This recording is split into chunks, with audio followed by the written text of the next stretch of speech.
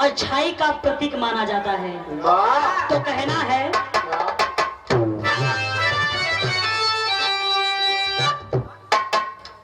कि संत का महंत का अनंत का भी अंत है, अनादि आदि शाधि कर जो तज दिया न पाशते।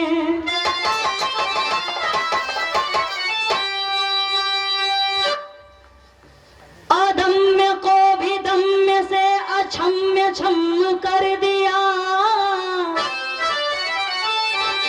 सहस्त्र शौर्य शक्ति से सजा दिया लियाकतें। प्रजा प्रजा की सोच कर सजा सहन किया नहीं, स्वयं भूयं भूपे सुखी भी कर रही हिमाकतें। अचूक चूक कर दिया अकाट्य को भी काट्य से, अनिष्ट को अदृश्य से असीम भर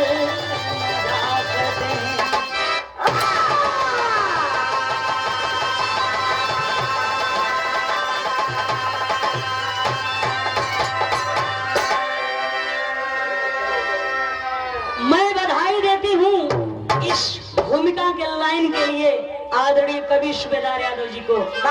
मुझे लगता है कि इस भूमिका को आपने बड़े फुर्सत में बैठकर लिखे हैं। तो बिरहा में गजल का अंदाज बा मास्टर कैसे?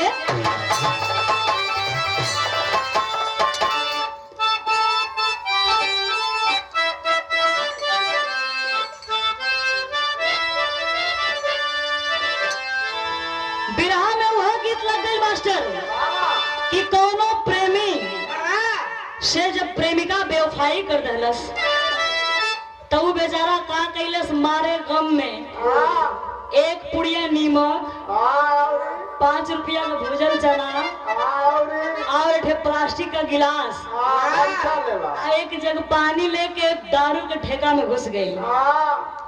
दारू के ठेका में घुस के एक पैक बना के जब मरलस मतलब पियल, तब ओकरे शायरी आवे लगल। तो कहत हो कैसे?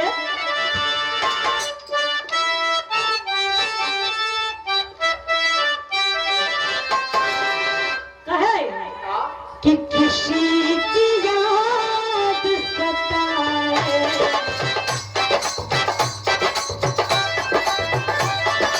किसी की याद सताए, शराब की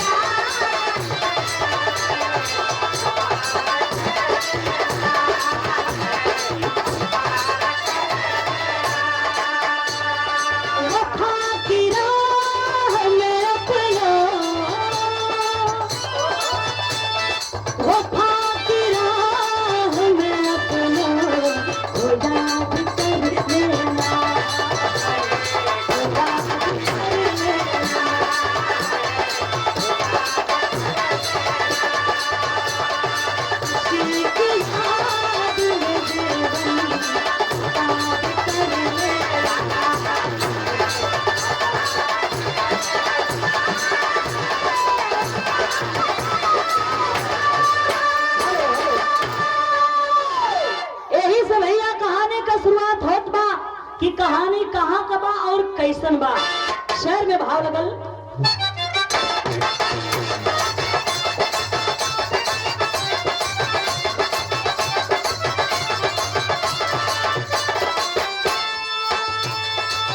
कभी का कार्य ना, कभी का कार्य न कल्पित कथा को कर देना, कभी का कार्य न कल्पित कथा को कर देना, शंकित हो न तो मार्कंड ग्रंथ पढ़ लेना।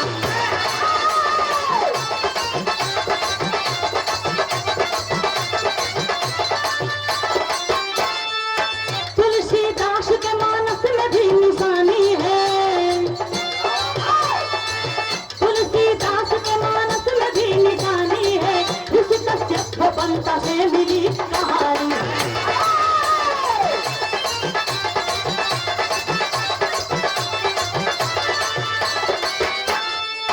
हमल से जिसने जुगल अंडे को जन्माया, उसी अंडे से अरुण गरुड़ को भी पाया है, उसी अंडे से हुए जटायु संपाति है। अब दशरथ को स्वप्न राशि की सताती है। अरे भैया, ये कहानी मार्कंडे पुराण से लिखल गई बा और तुलसीदास द्वारा रामचरितमानस में भी कुछ अंश मिली कि कश्यप ऋषि का पत्नी का नाम बनता बा और जब वो गर्भ धारण कैली तो उनके हमल से दूठे जुड़वा अंडा पैदा भइल। अब जब देखली कि हमारे तन से दूठे जुड़वा अंडा पैदा भइले बाबू, तो ये दृश्य देख के वो डर गईली और का सोचत है कि अगर ये दुनिया वाले जनिहन कि हर औरतिन के तन से बेटी बेटा लड़की लड़का के पैदाइश होला और ये कश्यप ऋषि के पत्नी बनता के पेट से गर्भ से अंडी अंडा का पैदाइश होत बा, तो अच्छा ना होई। अरे बाबू, मारे लोग लाश से का कैली, वो अंडा के ले जाके जंगल में रख देली। अब वो अंडा से दुई ठे बच्चा पैदा भइलन। वो पक्षी रहलन, अंडा रहता पक्षी पैदा हुई हन। तो एक का नाम पड़ल अरुण, जवन सूर्य भगवान का सारथी बनलन बड़ा होके, और एक अंडा से जवन बच्चा पैदा भइल तो उनकर नाम पड़ल गरुड़, जवन विष्णु भगवान का वाहन बनलन बड़ा होके। लेकिन उन्हों में से जब अरुण रहलन तो अरुण से पैदा भइलन जटायु और संपाति। यहाँ की बात यही छोड़े मित्रों, उधर अयोध्या में का होत बा कि एक दिन राजा दशरथ सुतले में रात का सपना देखलन कि हमरे राज्य पर बहुत भारी संकट आ पड़ल बा और जिधर देखा उधर प्रजा का लाश ही लाश दिखाई देत बाए बाबू। जब ये दृश्य सपना में देखलन राजा दशरथ मारे डर के उठ के बैठ गईलन। तब से उनके नींद ना लगल और जब सवेरा भइल तो अपने गुरु वशिष्ठ जी के दरबार में बुला के और अपने सपना वाली बात बतावत हूं। कैसे बतौलन?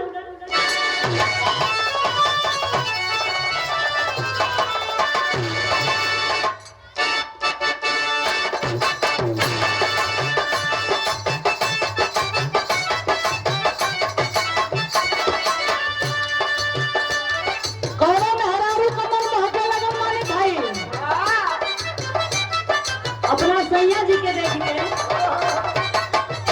का कहे, बहके मन बलम जी कोरवा में लेला हमके,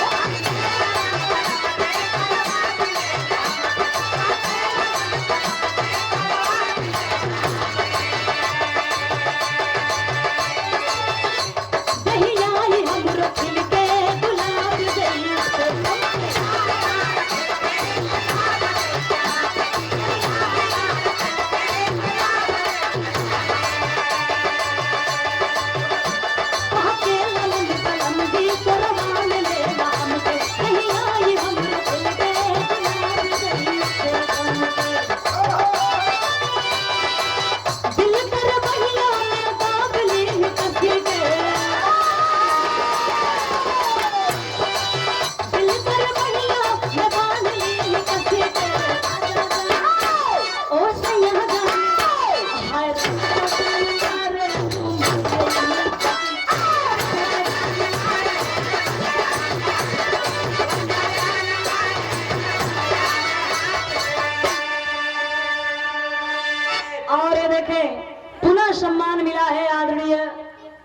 एसएसपी स्टूडियो पीके राज जी और बहुत ही सुंदर किलाहट वादक विजय शंकर जी, आप लोगों की तरफ से बहुत बहुत सम्मान कहना है। लेकिन देखिए आप लोग कहानी से ध्यान न हटावल जाई। राजा दशरथ जब रतिया में सपनवा देखले रहलन, उस सपना का बात अपने गुरु वशिष्ठ जी से बतावत हुवन। का बतौलन? देखली सपन गुरु जी खतरा में बाया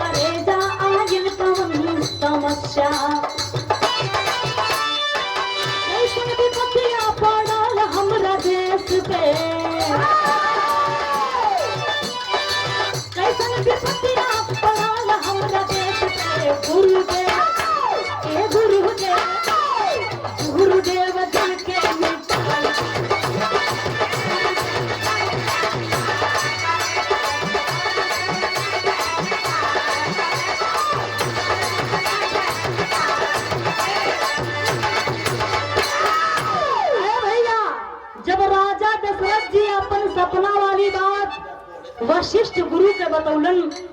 और जब गुरु जी ध्यान लगौलन तो उनके सारी सच्चाई पता चल गई। तब गुरु जी बतावत बतौलन, कहे गुरुदेव आई भारी महामरिया रजत पड़ल बसनी देव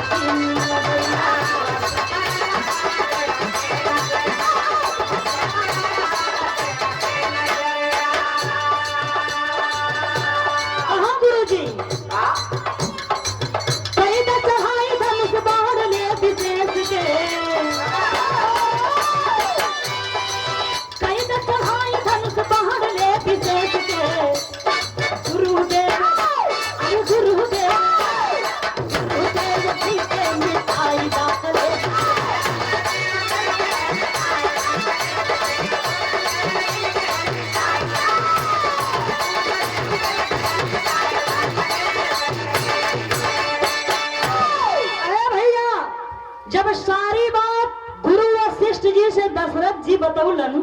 आज जब गुरु जी ध्यान लगौलन तो उनके सारी सच्चाई पता चल गई। कलम किया राजन, आपके राज्य पर शनि की बुरी नजर पड़ गई है और उनके प्रकोप से लाखों लोगों की जाने जा सकती है।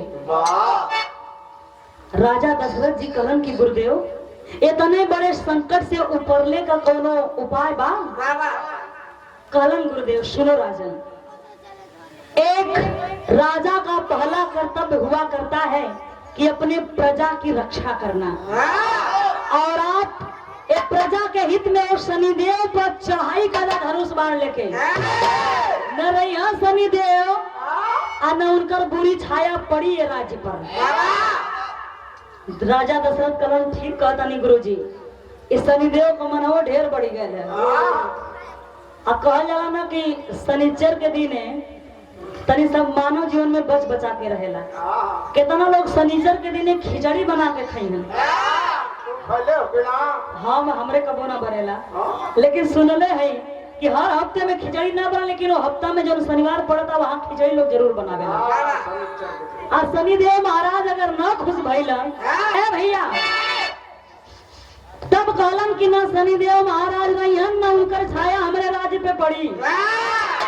राजा दशरथ कलन लगा था शनि महाराज को मत मार गई है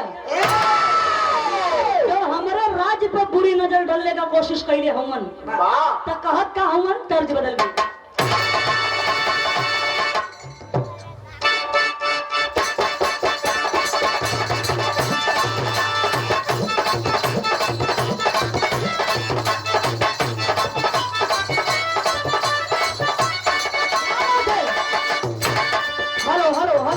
हेलो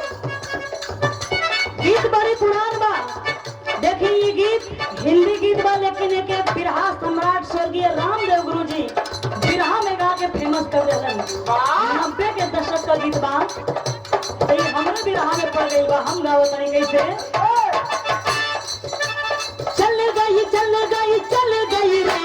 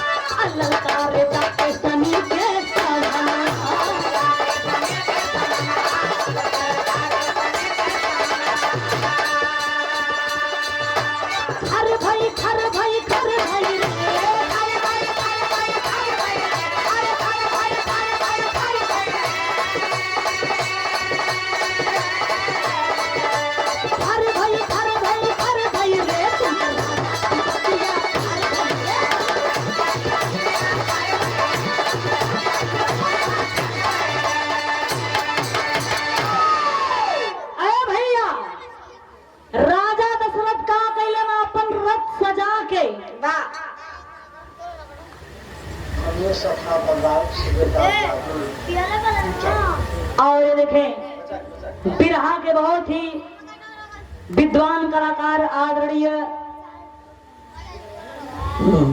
सूबेदार यादव जी इसी पावन पवित्र ऊंचाडीह की सरजमी से ये 51 रुपए से सम्मान मिला है। चरणों में कोट सनमन है गुरु जी के और रउआ लोग के 5 छूके पोलगी बा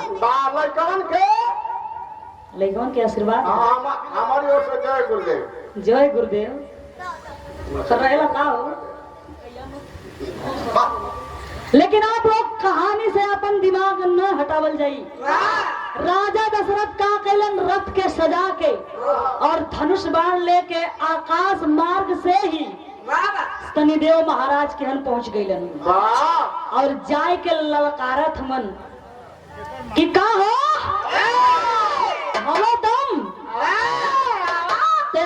लड़ीला हमसे हवा हो दम। आज तो यह चापी चापा होई उनके हम ना कथई ढेर दिन पर भेटाएगा, ढेर दिन पर भेटा लो का कर बाद ले जा सारी गवाही करी तब जब अरे भैया राजा दशरथ जाके शनि महाराज के ललकारत हुवन।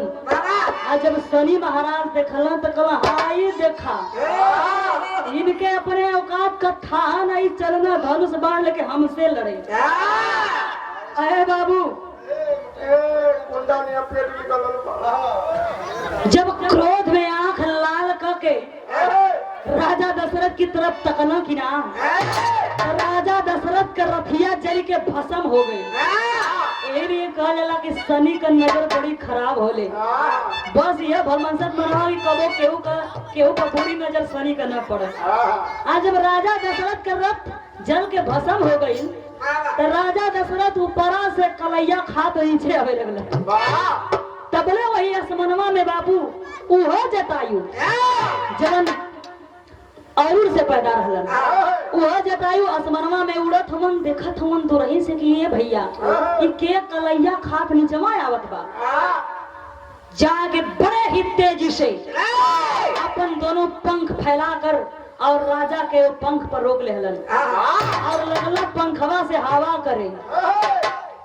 आज जब राजा का मूर्छा टूटल तो घुमर के हर और ताकत हुन भाई हम कहाँ हैं हो कहला ये भैया तू के जटायु कहल तो तू के ऊपरा से चुवत आवत रहला ई त कहा कि हम लोग के रहली है काम खत्म नहीं रहा।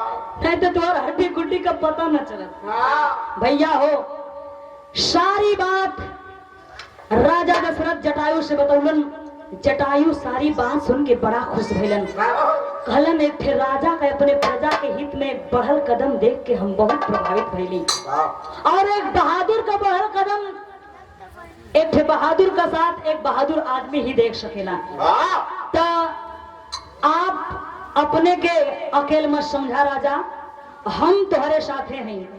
राजा दशरथ कहलन कि साथे तो सही बात बा जटायु, लेकिन हमरे समझ में ना होता कि हमारा रथ जल के भस्म हो गई बा। अब हमने आक्रमण करे जाए जाए तो कौने देश पे जाए जाए कहत मर्दवा हम भाई जिंदा हैं तो तोके डरैले का जरूरत बा। अरे हम ही के रथ या रथवान दोनों समझा और हिम्मत मत हारा। कहलन तर्ज बदल गई।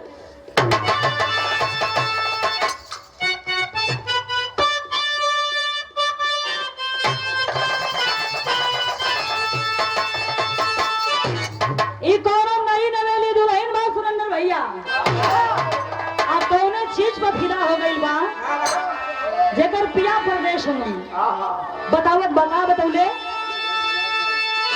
कि पिया परदेश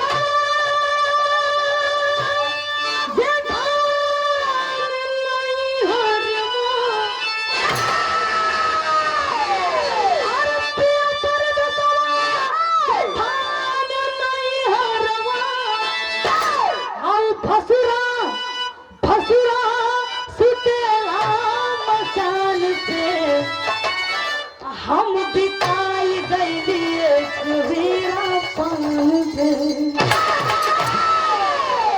कुल तर्ज बिरहा का अनमोल थाती है जौने थाती के स्वर्गीय रामदेव गुरुजी लोग गाँव।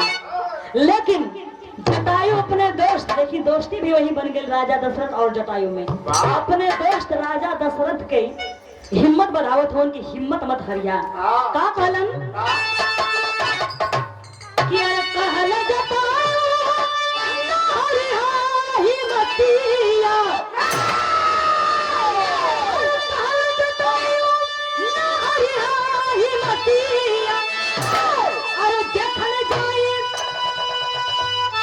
देखल जाई सनी महाराज के शान जाई ना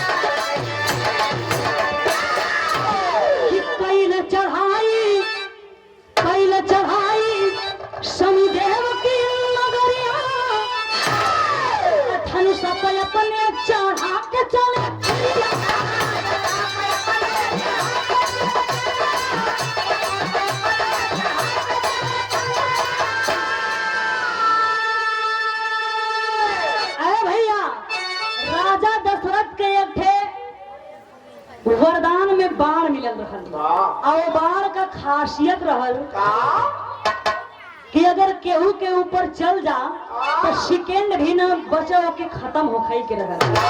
का कैलन तरकश से तीर निकाल के धनुष में लगा के और कहलन है शनिदेव महाराज अब बचा।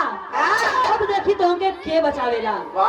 जब धनुष तनला कि ना तो हर भइल का कि अरे सोचे सब दे आई भारी फसिया सब दे आई भारी फसिया छाम मांग तुझ करी के लाज पे छाम मांग तुझ करी के लाज पे शान चाहिना अचहिया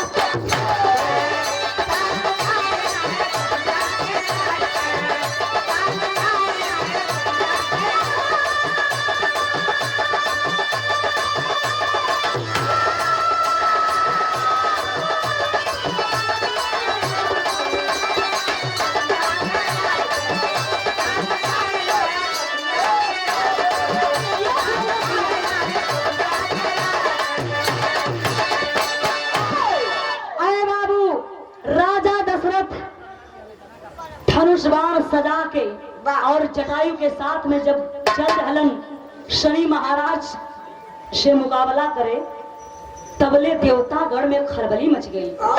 जाके लोग शनि महाराज से करन है शनि देव। और ये देखें कमेटी के अध्यक्ष आदरणीय रमेश यादव जी, आपकी तरफ से 100 रुपए से सम्मान मिला है, बहुत बहुत प्रणाम करते हैं। और दुर्गा पूजा कमेटी के सभी सदस्यों पदाधिकारियों को इस मंच के माध्यम से बार बार स्वागत वंदन एवं अभिनंदन है।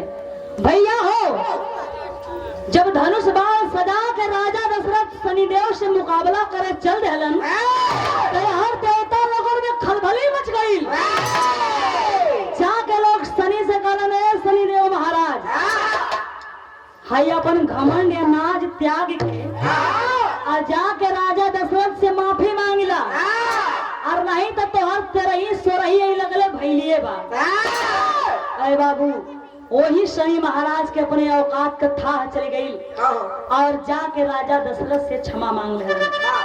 कि राजन, हमें क्षमा कर दीजिए, अब हम आपके राज्य पर कभी बुरी नजर नहीं डालेंगे। राजा करण कैसन बस कलम कस और कस का बस इतना में औकात था चल गई। ना ना ना कब हम तोहरे राज पर बुरी नजर ना डाले। अरे बाबू, वहां से जटायु और राजा दशरथ पृथ्वी पर आए।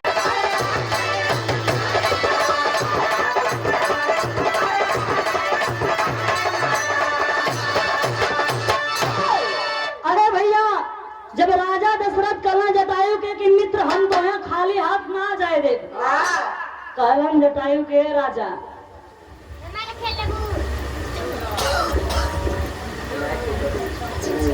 और ये देखें बहुत ही सुंदर रिकॉर्डिंग्स विनायक स्टूडियो के निर्माता, आपकी तरफ से 100 रुपए से सम्मान मिला है। भैया के चरणों में गोरसा नमन है और रउआ लोग के 5 होके पोलगी बा। जटायु कारण है राजा, उनके कुछ देवे खातिर केहू के औकात चाहिए। अरे मित्र, ऐसी बातें क्यों कर रहे हो? अरे रघुकुल रीत सदा चली आई, प्राण जाए पर वचन न जाई। मांग कर तो देखो, मैं न दिया तो कहना। कहलन अच्छा, जवन मांगब तवन देबा। देखे जटायु क्या मांगता है।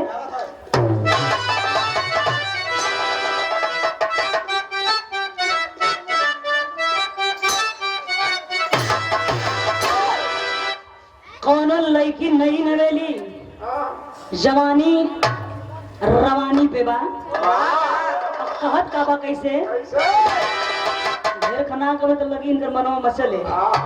कैसे कहे, कह कि हम करैला तोरे, हम करैला तोरे ना जइबा करैला भागी।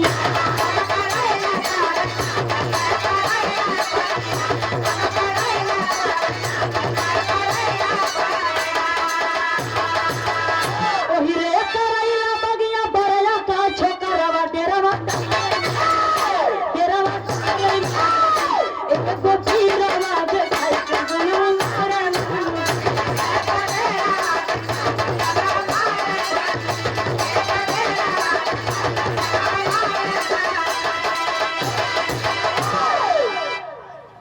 और ये देखें विनायक स्टूडियो रसड़ा के सर्जनी से एक सम्मान मिला है। भैया की तरफ से बहुत बहुत प्रणाम करते हैं और रिकॉर्डिंग बहुत बढ़िया होती है, वहां पर भी व्यवहार कुशल है। तो भैया जटायु कहत का होवन, जरा आप लोग कहानी पर गौर कर जाइए कि हम कुछ ना चाहिए। सुना हमार बात, कहा कि हीरा मोती नहीं चाहिए, सोना चाहिए।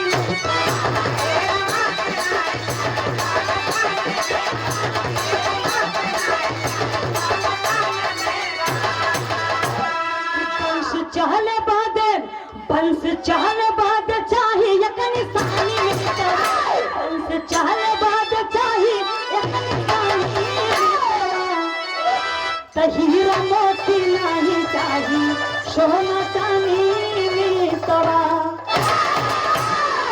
अरे ना दोस्त, हम हीरा मोती सोना चांदी महलदारी ना चाही। जानत हुआ काम हमके चाही। पूछलन राजा का चाही, तब बतावत हुवन कि पहिला पुत्र आपन दी हम मांगिया मंगल।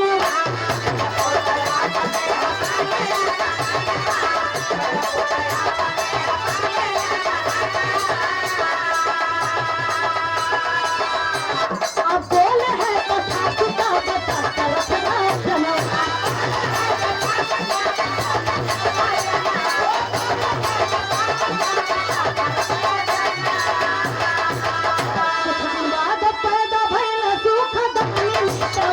कुछ दिन बाद पैदा भइल सुख हीरा मोती सोना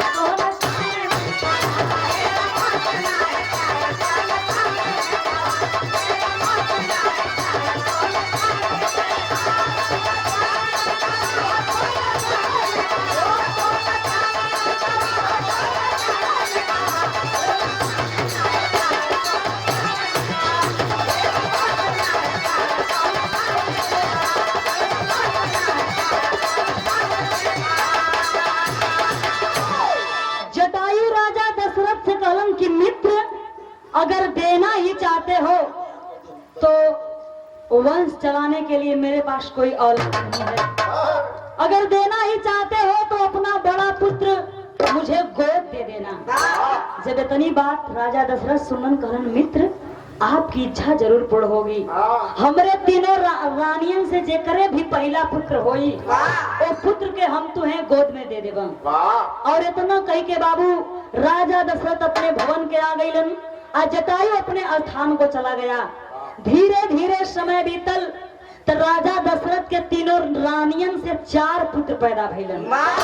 और जब ये खबर जटायु के लगल तो भगवान का लाख लाख धन्यवाद देत हवन कि हम अपने मित्र से 1 पुत्र मांगले रहली और भगवान 4 पुत्र दे दिहलन। तो अब चल के हमें अपन पुत्र ले आवे के चाहिए। और जाके जब राजा दशरथ के दरबार में पहुंचलन तो भइल का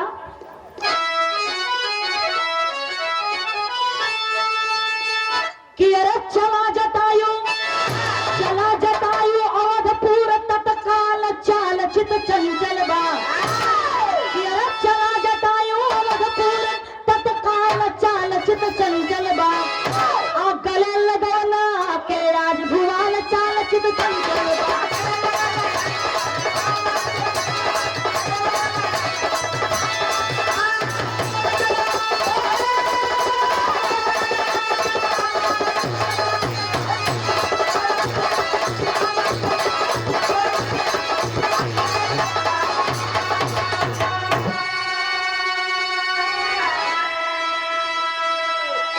भैया हो राजा दशरथ के दरबार में जटायु अपन मंगनी मांगे गईलन। तो राजा दशरथ अपने मित्र जटायु के देख के गले से लगा लेलन, हाल चाल पूछलन, पानी पियौलन और अपने बड़े बेटवा मर्यादा पुरुषोत्तम श्री राम के बुला के और सारी सच्चाई बतौलन। कहलन के बेटा आज से तू जटायु का पुत्र हवा और उन्हीं के साथे चल जा। राम कहलन जो आज्ञा पिताजी। और जब जटायु अपने बेटवा के पौलन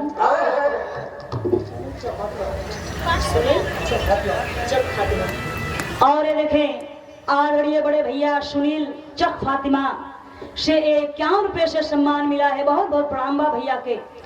कहा कहलन जटायु कहलन हम अपने मित्र से जौन मंगली हमें मिल गई तो अपने पुत्र राम के अपने पीठ पर बैठा के सोचत हुन कि लेके उड़ जाएंगे। और जब लेके उड़ने का कोशिश करत हुन तो उनकर पंख 1 इंच घुसुकता नहीं खे। अरे साला ये का हो गई रे, हम अपने पंख पर धरतिया उठा के लेके चलने का हिम्मत रखीला। आई नहीं मुट का बालक समझ में ना आवत बा। जब ध्यान लगौलन तो कहलन ओ हो ये कोई साधारण बालक नहीं, ये तो पार ब्रह्म परमेश्वर हैं। और जाके भगवान राम के चरण में गिर गईलन। आ गिर के कहलन का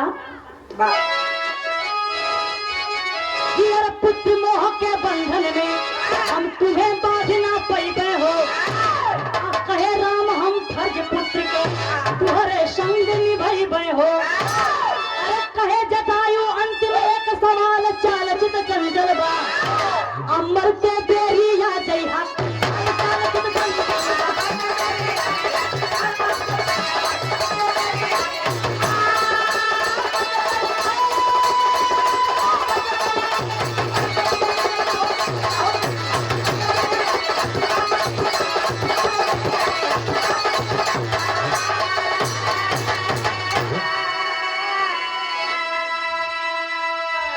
जटायु कहलन कि प्रभु हमें क्षमा कर दीजिए, हम जान नहीं पाए, हम आपको पुत्र बंधन में बांध कर नहीं रख सकते। तब राजा दशरथ का बेटवा राम कहलन कि जटायु ये रघुकुल की रीत यही है कि कोई वचन जब दे दिया जाता है तो उसे पूरा करके ही माना जाता है।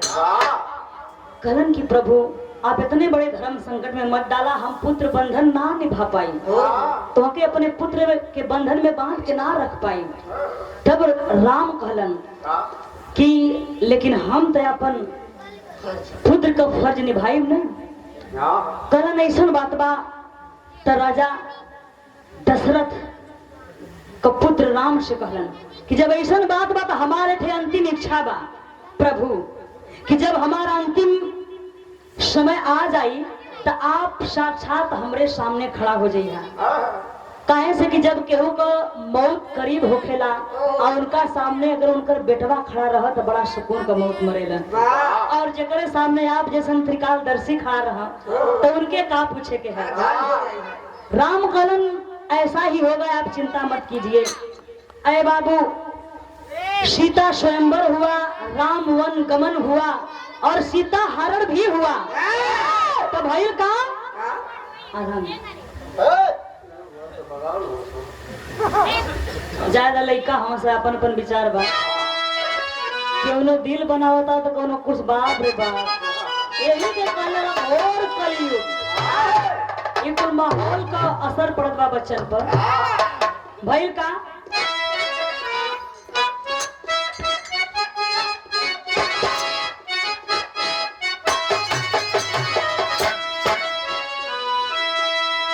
कि अरे पंचवटी से कैले रावण,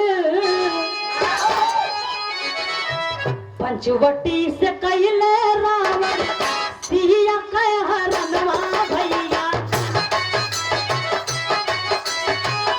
रथ पर बिठा के लेके काला बाजता,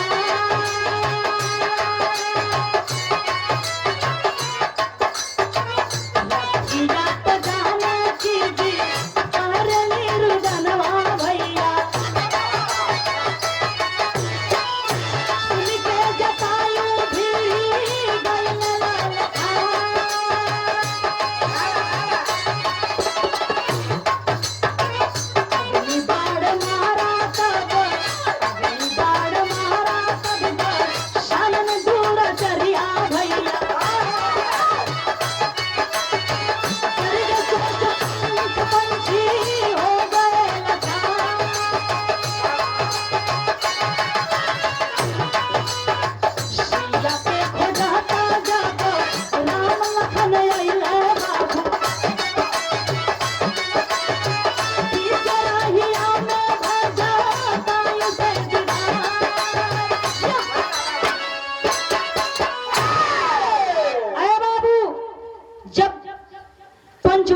सीता जी का हरण करके रावण लेके जाए लगल।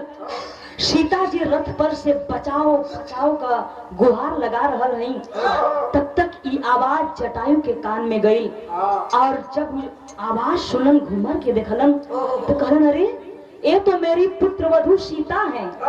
देखिए एक प्रमाण मिलता है, कहा जाता है कि वहां की जितनी बंदरी सेना थी सब लोग सीता जी के माता कह के बुलावा, लेकिन जटायु सीता को पुत्र वधू कह के बुलाए थे, क्योंकि वो राजा दशरथ के दिए हुए गोद बच्चे यानी मुंह बोले राम की पत्नी सीता थी, इसलिए उन्होंने उन्हें पुत्र वधु कह के बुलाया। वाह वाह। तो तुलसीदास द्वारा रचित ये लिखल गई बा कि सीते पुत्री करहु जिन त्रासा, सीते पुत्री करहु जिन त्रासा, आ करी है आज नीच कर नाशा। क्या कहले बाबू, जटायु राजा दशरथ से, जटायु रावण से भिड़ गईलन। का कैलन, अपने चोट से, अपने पंख से रावण के घायल भी कर देले रहलन।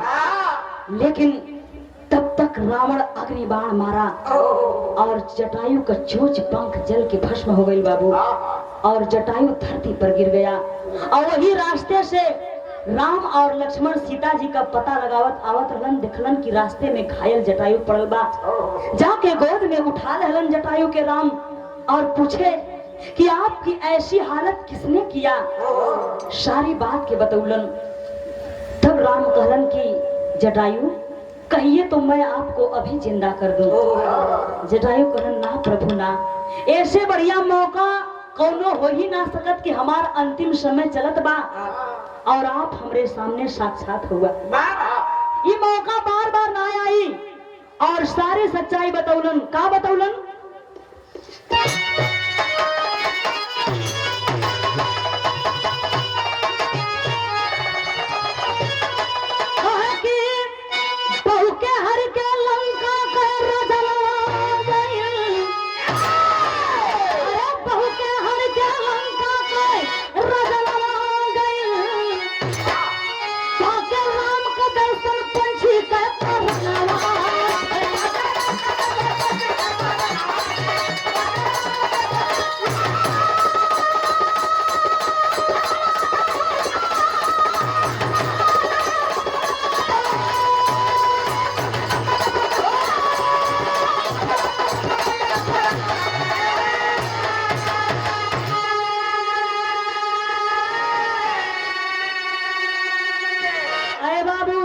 जटायु वही दम तोड़ देता है।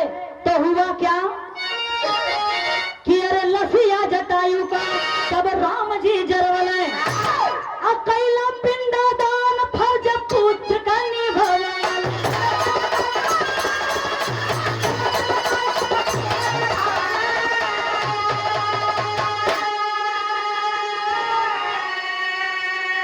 तब पाए मोक्ष तब सुरपुर पे बाधा मवा गए, राम के दर्शन पंछी का परना।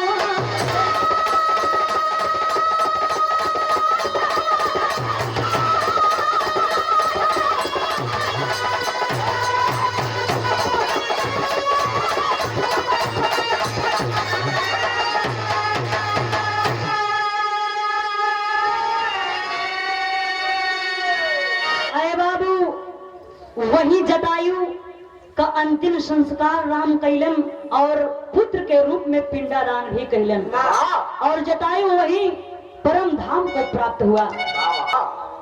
तैयो प्रमाण मिलेला कि यही लिए राम राजा दशरथ के अंतिम क्रिया में शरीक ना हो पौलन। यह वजह रहल कि वो जटायु का पुत्र हो चुकल रहलन। लास्ट लाइन में कहना बा, गुरु बिहारी गुरु गणेश आए हैं अवध बिहारी। अरे गुरु बिहारी गुरु गणेश आए हैं अवध भगवान। कवि चंद्रिका राम देव